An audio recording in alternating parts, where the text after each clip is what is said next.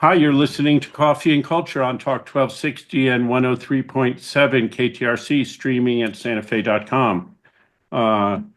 We're on the radio at around just after 2 p.m. on Saturdays and Sundays, and live streaming then. And then it's up as a podcast on any podcast platform. You can find it as Coffee and Culture with Matthew Chase Daniel. And today I have two guests on the show. My name's Matthew Chase Daniel, and I have Marianne Redding and Meridel Rubenstein. And Marianne has curated a show for the new space that Center is just opened in Santa Fe, and this is the inaugural show, I believe. And it's a show of people who have been involved with Center in the past and received awards or done things with Center, and there's 4 of them, and it's all about it's all photographers exploring issues of nuclear contamination and bomb tests and mining and all the. New Mexico is unique in that we have the cradle to the grave of the nuclear industry. We mine it, we build the bombs, we do research, we explode the bombs, we bury waste from power stations, things like, and research. And so we have that distinction, which we'd rather we didn't have here in New Mexico. So the 4 artists are Jane Whitmore, Sophie Hecht, Will Wilson, and Meridel Rubenstein. And they all really use different photography in different ways, which I find good. So maybe, Marianne, you could talk a little bit about how you chose those 4 and how they use photography in different ways, or whatever you want to say. Sure. Actually, it was a collaboration with Laura, who is the director at Center, and we really looked at a lot of the artists that have received awards over the past however many years, 30 years almost now that Center has been in existence, which is wonderful, and really batted around a lot of ideas, but really wanted to focus on artists who were part of looking at sort of the nuclear legacy of New Mexico, particularly in the Southwest. That legacy continues. The Manhattan Project that is still now in Los Alamos in its history, was in Washington State, Tennessee, here in the Southeast, and New Mexico. But really looking at artists who were award winners, but were also based in the Southwest, particularly New Mexico, for the major part of their work, looking at that legacy, because under the new administration now, which we just won't talk about directly, but how important that is to the history of New Mexico, and how the singular event of dropping the gadget in 1945 changed the world in so many ways. Meridel, I don't know if you remember, but in 1997, I worked at the Museum of Contemporary Photography as a graduate student when you first showed critical mass there.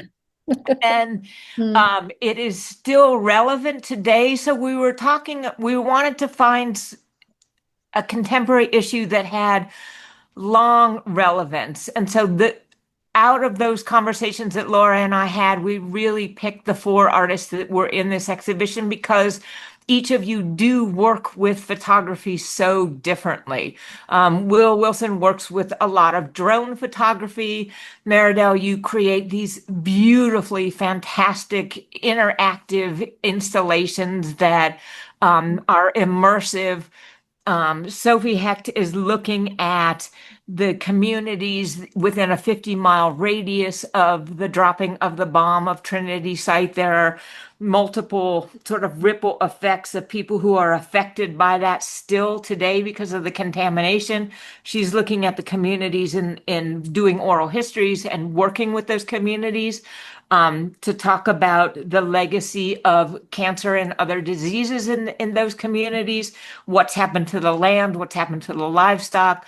And then Jane takes a really personal, I mean, I think it's all personal, but Jane is looking at her father's involvement of dropping bombs on the Marshall Islands and Bikini Atoll, and why her father, specifically as a civilian, would volunteer on that project, and what the legacy meant for her and for the global community, trying to grapple with and understand those decisions from a very different time, from the 40s until now. So each photographer really comes at this legacy of destruction, really, in very, very different ways. Yeah. Yeah, they're all very powerful. I was looking through Jane Whitmore's work this morning, having not been so familiar with it. And it's just very moving how intensely personal the point of origin is, because it was her father and he died young from cancer, likely caused by his exposure during the tests in the Marshall Islands. And but then really looking into what, I guess she had a career as an anthropologist and a clinical psychologist. So she's taking that deep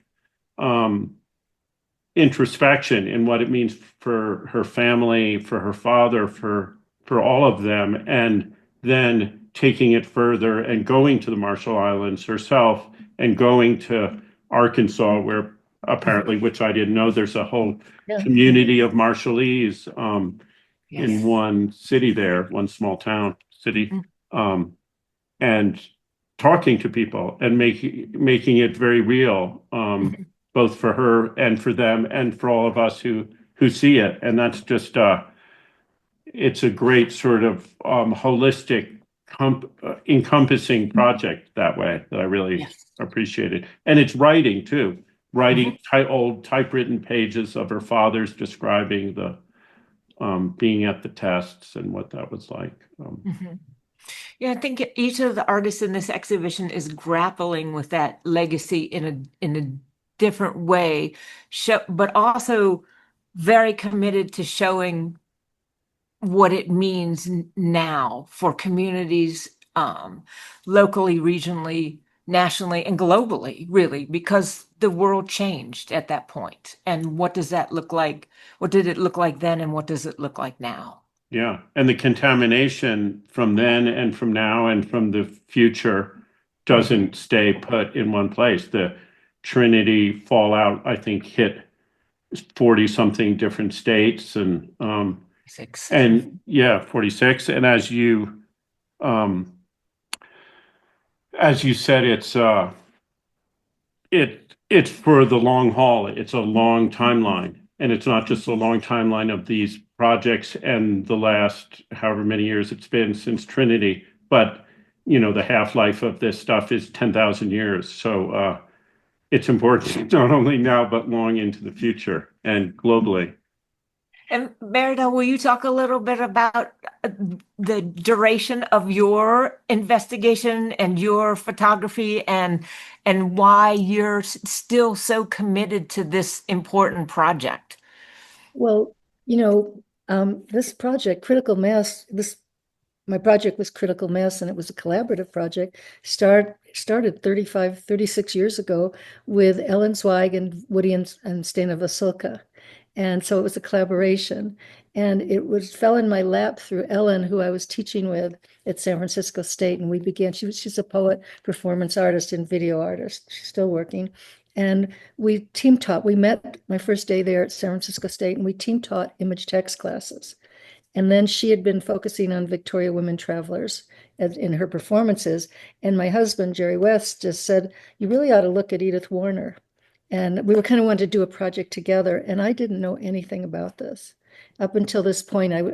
I should say, just in terms of my long-term work, it's only been anti-nuclear in those years of Critical Mass. But what happened with Critical Mass was it allowed me to think about culture in relationship to nature and culture in relationship to war. So after that work, this has been 35 years. So after that work, it kind of segued into Vietnam, into Joan of Arc as an icon of kind of militaristic personas, and then Vietnam. And then for the longest duration, now it's been focused on Iraq and Mesopotamia. But the issues are all the same. So, Sorry to cut you off, Meridel. We have to go to a break. We'll be right okay, back. good, I want to good. hear more. You're back listening to Coffee and Culture on Talk 1260 and 103.7 KTRC in Santa Fe, streaming at santafe.com, podcasts at chasedaniel.com, or on any podcast platform as Coffee and Culture with Matthew Chase Daniel. So Meridel, you were saying that starting with this body of work, critical mass about the atomic legacy here in New Mexico and Los Alamos especially, you started focusing on on war and where Americans, our country, has been at war and created wars and fought wars And how nature hasn't, what's happened to nature, the natural world in all of this, and is it a healing force or not, But let me go back to our project for a minute, because I think what we did back then and what's been meaningful during this time of thinking about nuclear legacy again is that we focused on the effect of the Manhattan Project on its neighbors, who are the Pueblos. And so that was a really important part of the meeting of these two worlds at the home of one woman who had attracted Oppenheimer to bring the bomb here. And we did 4 years it was 4 years of research and work over a long period of time, and then a traveling show at the museum. And it's just now because of because of the Oppenheimer film, all of a sudden it came up again, because one of our pieces is about Oppenheimer. It's called Archimedes' Chamber. And with Matthew, actually, we did a big, I don't need to talk about the shows, but the thing is that this 35-year-old work has come up again.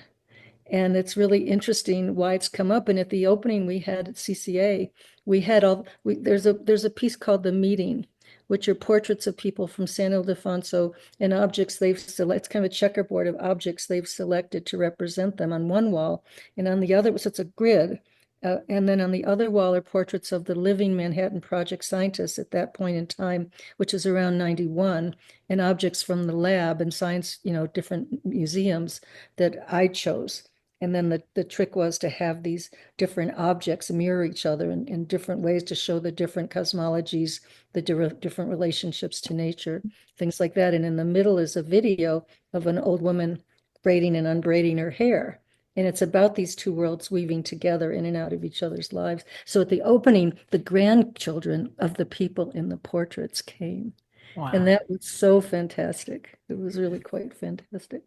So I anyway, also think that's one of the things that ties your work so beautifully with Will's is that you worked with the people of San Ildefonso Pueblo very, very closely to encourage them and give them agency to tell their own story. And now Will is looking at the history of uranium mining, which started during the Manhattan Project, and he is talking from a Dene perspective.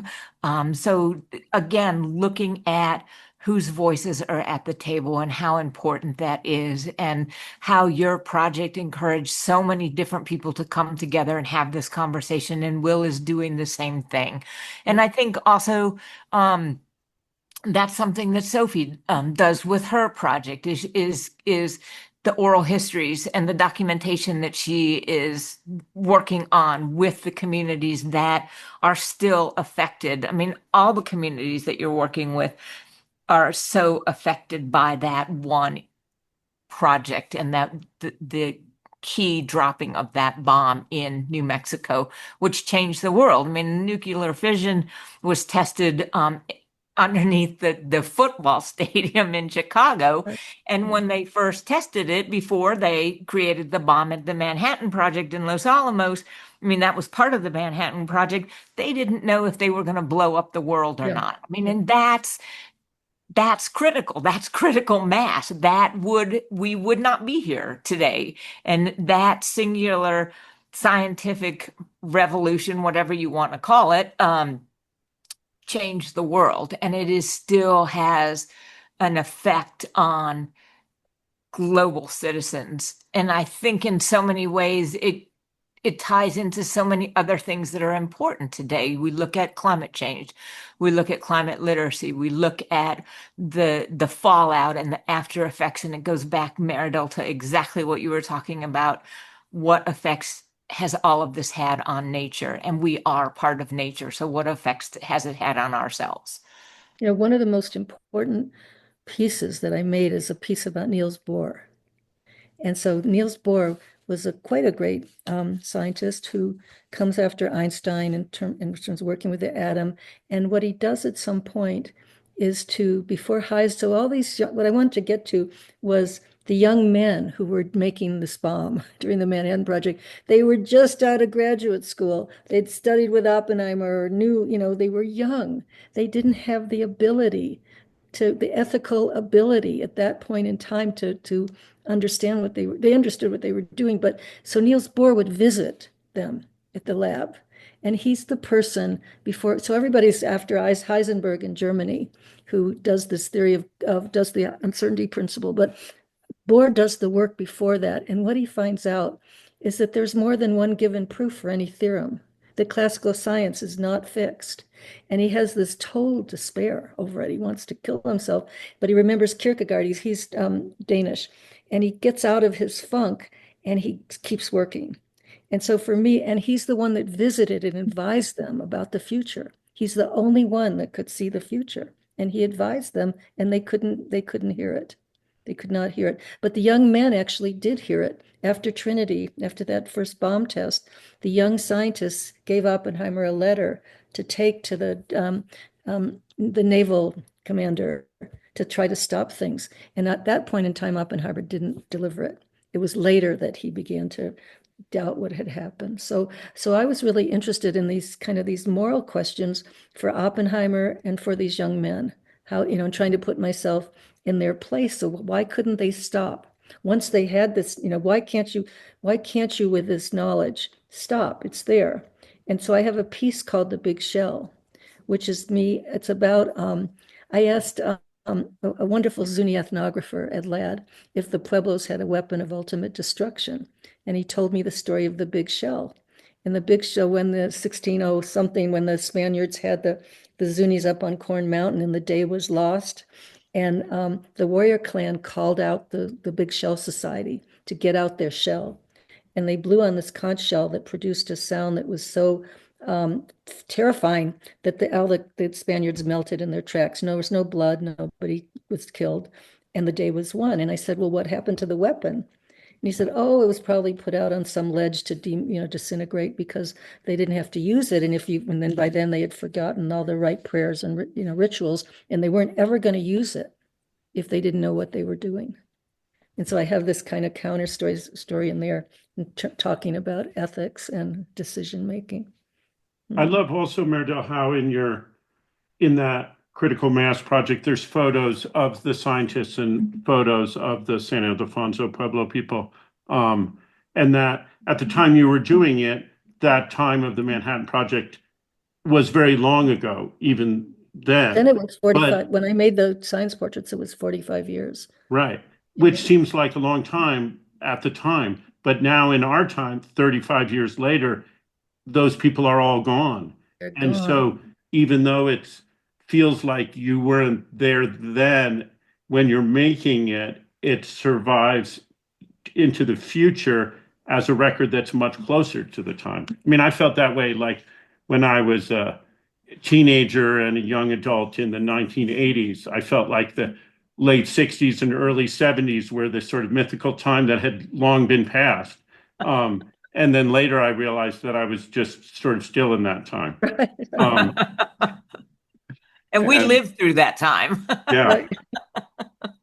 And but I think there's something wonderful about photography, and this is a photography show, and you see it in that work, those portraits of those people, and you see it in Jane Whitmore's archives that she found in a box in the attic of her father's stuff, and in what Sophie Hecht is doing now. All those three projects especially are such a record of the time. And in 100 years and 500 years, there's intent, a real meaning to these that is being preserved. And I think photography is an amazing medium for that. And I think Will's doing the same thing with the landscape. I mean, he is creating records of the land as it is now, and that will be critically important in 50 years and 100 years when we look at the legacy that's being created now and how the land will change, because so much mining, uranium mining and other mining is coming back. Yeah, we have to go to another break. We'll be right back. You're listening to Coffee and Culture. My name's Matthew Chase Daniel. I'm talking with Marianne Redding and Meridel Rubenstein. You're back listening to Coffee and Culture. My name's Matthew Chase Daniel. I'm talking with Marianne Redding, who's a curator and used to live here in Santa Fe and teach here, and is now at the Turchin Center for Visual Arts in Boone, North Carolina, but is also, I believe you're on the board of Center The and advisory involved, board. yeah, advisory board, and do great work there. And I'm also have Meridel Rubenstein here, who's a wonderful photographer and good friend. And we were in the middle of talking about Will's work. Yeah, something about Will Wilson's work. So we showed a bunch of his photos from this series at Axel Contemporary, just that gallery that I helped run last summer, and just spending a lot of time with, I think there were 30 photographs on the wall, and sitting in there for a month, just looking at them really closely. And what you were saying, Marianne, about them being a record of the landscape at a time, there's different photos in that series, and some are these very like geometric, strange shapes on the land, these dark black things where they've done some sort of so-called remediation, where they've covered the tailings with some black stone and walled it in and fenced it off. And those are striking because they're hard to imagine what they actually are when you see them at first. But there was this other one where it was sort of hillside, side of a mountain, where there had been a lot of mining, and it was tailings heaped high on this mountainside, and you could see these little roads that went back and forth across, maybe from when they were building those tailing piles. But since that time, there had been rainfall and erosion, and there were these big arroyos, these big gullies that cut through the roadways. The roads followed the contours of this mound, but the arroyos crossed straight downhill. And then to the right, you saw this huge plain out in the desert where all of this had washed out. And you realize how unremediated that is, and how toxic it is, and how it's spreading across the landscape, and nothing's being done to control that. And so it's that big breadth of work that Will's doing of all of those sites on the Navajo Nation that are just carry so much weight. I don't know if you remember, maybe I can't remember how long ago it was, but the New York Times Magazine did a whole expose on uranium mining and its effect on the Navajo Nation and the landscape and the contamination of the water and people eating livestock and what happens to them because of this contamination. And basically everybody was lied to by the US government about the effects that this kind of mining would have on their communities, on their sacred lands. I mean, all land is sacred, and we forget that, and it has been abused. And I think the questions, the moral questions, Meridel, that you started with for your project are questions we need to be asking now as fracking continues, as mining returns, as we look at AI and how that is changing the energy consumption globally, and the mining that has to go into supporting AI, and what are the ethics? What are the ethics? You talk about the young men who were doing the research. We talk about the young people in Doge now who may not have the sophistication to answer these ethical questions. And the fact that we are repeating those questions on more and more dangerous levels is hugely problematic. We haven't learned from history. And ethics, this is going a few steps backwards, but I didn't know about Jane Whitmore. I mean, until a few days ago. And I want to bring that in about ethics, because when I made a piece before the critical mass, around 84 for the NEA survey, the Essential Landscape Survey. And it was a piece one of my sites was Laguna Pueblo, and that mine, the uranium mine. So I gathered up sand from that area and made a plastic box with some photos stuck in, and then I had a Geiger counter. And that's the best I could do, in a poem by Harold Littlebird from Laguna. That's the best I could do at that moment in time from what I understood my responsibility was in this story. And what Jane has done is, as an elder, is showing an ethical response by asking for forgiveness. And I think that's a big, because that's what the problem is right now with this whole, all the thoughts about settler colonial kind of invasion, that what do we do who are not part of those cultures? And I think that was really striking to me, of setting an ethical standard of asking for forgiveness. And so getting to the future now with the young people, how do we help instill a sense of responsibility for something they had no part of? They had no part in this. How do we navigate that so there's some kind of healing in all of this? And so, I don't want to sound woo-woo, because I don't even know if I mean this anymore.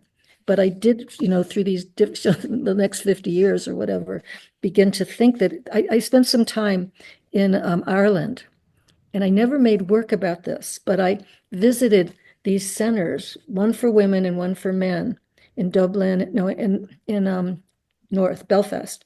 And so one place, Collimila,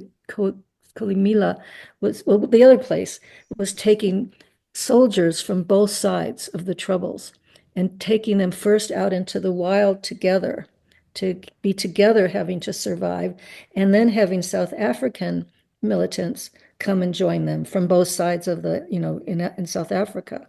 And so there was this idea, you get out into nature together and something will happen. And the same thing with the women, forest tree bathing and taking the women of both sides out, finding herbs, doing all this stuff. And I was really interested in this, and I've never kind of gone back to this, but I was really interested in how, that it's asking forgiveness, it's also healing opponents. And that's the biggest problem we have right now with Israel.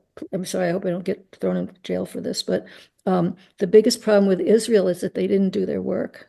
They didn't do the Germans did it, but the Israelis didn't, too traumatized, whatever, didn't do it, didn't heal themselves. So that's, how many years ago. So I hope I didn't get you off of this subject about ethics, but they're really important to me, really important. And so what I've done since is just work in Vietnam, work in Iraq. That's the best I can do. And I'm a girl, so I can't kind of, actually get in there with the boys about all this. But yeah. Yeah. And I think it bears mentioning in terms of the ethics and nuclear New Mexico is what's happening at Los Alamos now, that it used to be mostly research, and now it's becoming a bomb production facility to build it's called the Second Manhattan Project. They're using that term. Yeah. And lots of money going in there and lots of production. And of course, will be a lot of contamination. And there's local organizations here, Nuke Watch and Los Alamos Study Group and others who are working to try and slow that down or stop that. And I hope that's successful, because it's all very close here and important in the world too. And do we, more bombs? And, there's a movement to create nuclear energy because it's carbon neutral across the world. And so that's starting to ramp up again. which those plants haven't been built for decades, but are starting to be built again now, I believe. And I think until there's some way to safely deal with the byproducts of the energy production, it doesn't make sense to make more. No. We have Fukushima, we have Chernobyl, we have evidence of what this does. One of my sisters-in-law was a Chernobyl baby. There are so many people who are affected by this globally. We have, again, we don't listen, we don't learn from history, and that is an ethical question, an ethical problem. And I think that lends to the importance of this exhibition for the first show that Center is doing, because Center is so committed to supporting artists who work on social documentary projects. And this is something that Laura and I really, sort of batted around, is what is critical Oh now. dear. Yeah. And this is critical. Good. Well, thank you for doing it. And beyond these 4 artists, there's so many others in our area, especially, who are working on this. And I know you've shown at Turchin Center, Shayla Platchford's work, who's another Dene photographer working on stuff, and Chip Thomas. And I mean, there's just many, many artists who are addressing this, and activists. And it's wonderful to see you at Center bringing four of them together in a show. You're back listening to Coffee and Culture. We're on Talk 1260 and 103.7 FM KTRC, streaming at santafe.com.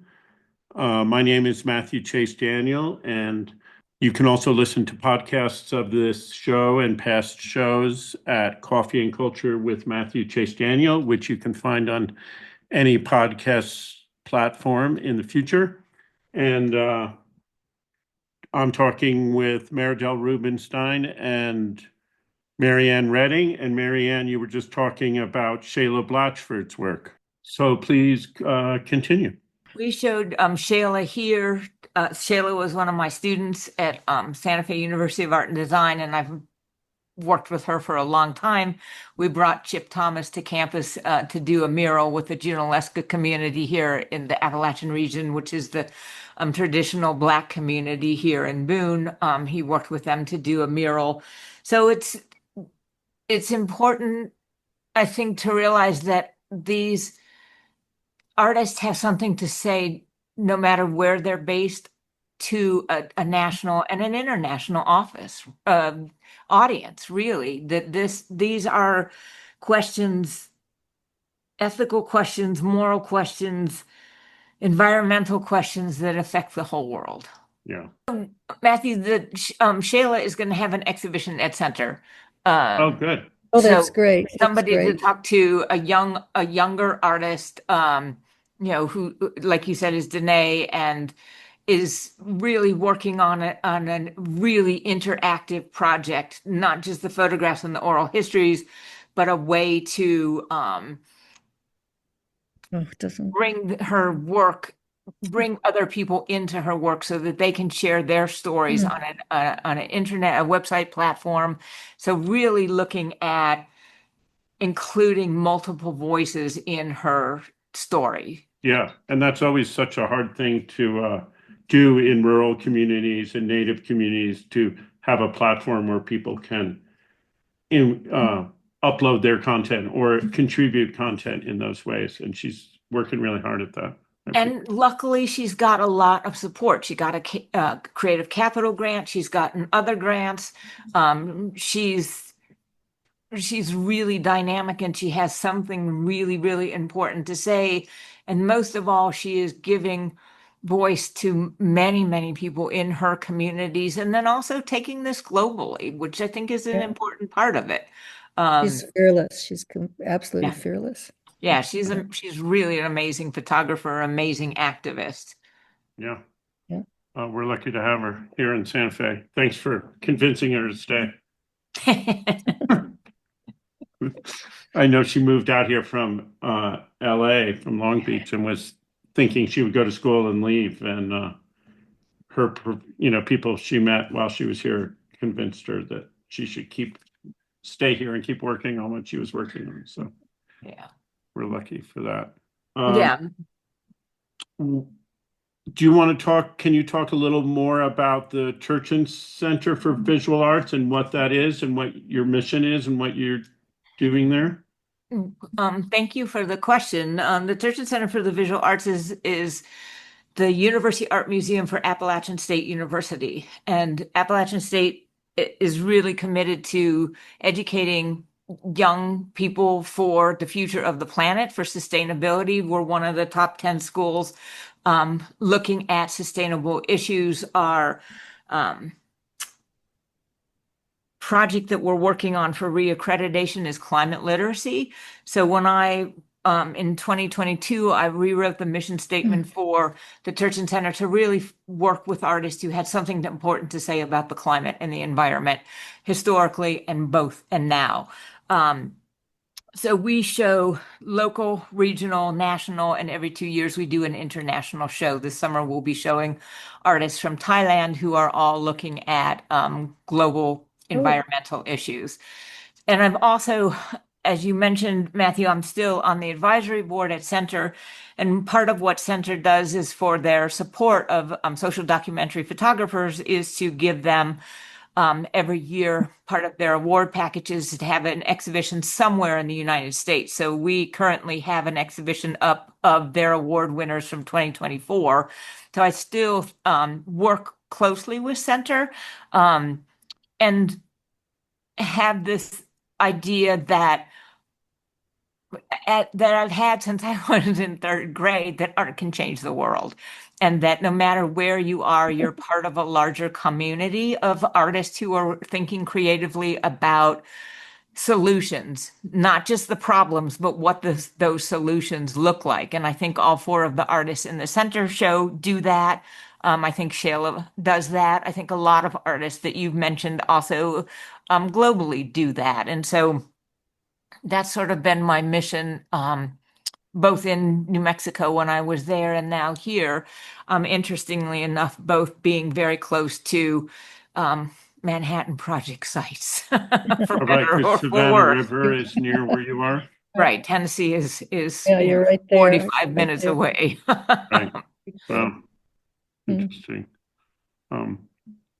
And you're also come to Center for the Review Santa Fe as a reviewer, and that's a wonderful thing that happens here in Santa Fe I think this year it's November 1st through 3rd, where different photography professionals, curators and publishers and all sorts of gallery owners And you?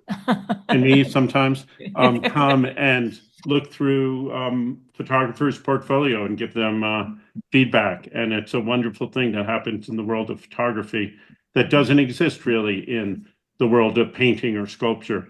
And it is in photography, and I think it's a wonderful resource for photographers.